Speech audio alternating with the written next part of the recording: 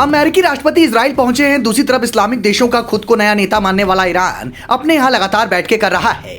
Islamic दुनिया में मुस्लिम देशों में आपस में कई मतभेद हैं और इन्हीं मतभेदों का फायदा उठाते हुए ईरान फिलिस्तीन मसले को लेकर सबसे आगे दिखना चाहता है। आगे तो भारत का पड़ोसी पाकिस्तान भी दिखना चाहता है, लेकिन पाकिस्तान के पास तो खाने तक का संकट है, वो बस बातें कर सकता है। फिलिस्तीन और अल अक्सा मस्जिद को लेकर इस्लामिक दुनिया में बहुत हलचल है और हर देश इसमें सबसे आगे दिखना चाहता है। दुनिया के वो मुस्लिम देश जिनके पास पैसे और सैन्य ताकत दोनों ही हैं, उसमें दो ही देश हैं, पहला है ईरान और दूसरा है तुर्की। तुर्की को नया नया खलीफा होने का शौक है, लेकिन एक अकेला ईरान ही है जो हमेशा से अमेरिका और पश्चिमी देशों की आंखों में खटकता रहा है।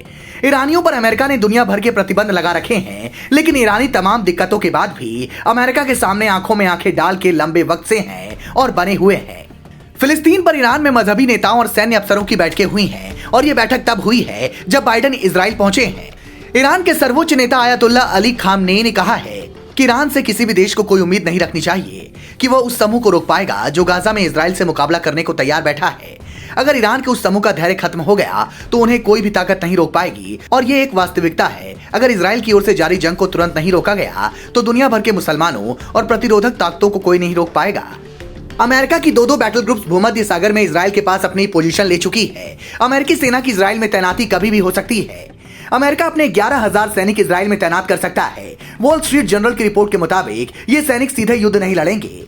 अमेरिकी सैनिक इजराइल की सेनाओं को टेक्निकल और मेडिकल सपोर्ट देंगे। अमेरिकी आर्मी के चीफ माइकल एरिक कुरिला मंगलवार को इजराइल पहुंच चुके हैं। अमेरिका की एंट्री से युद्ध की आग पूरे अरब वर्ल्ड को अपने चपेट में ले सकता है और ईरान के साथ कुछ और मुस्लिम देश युद्ध में कूद सकते हैं। बाइडेन का इजराइल पहुंचना एक बहुत बड़ा अंदेशा है कि अमेरिका एक आखिरी कोशिश इजराइल को मनाने की कर सकता है, लेकिन अगर इजराइल अपने फैसले पर अडिग रहा तो अमेरिका को युद्ध में इजराइल का साथ देना ही होगा। इजराइल में अगर अमेरिका अपनी सेना उतारता है तो दुनिया के लिए मैसेज ठीक नहीं होगा।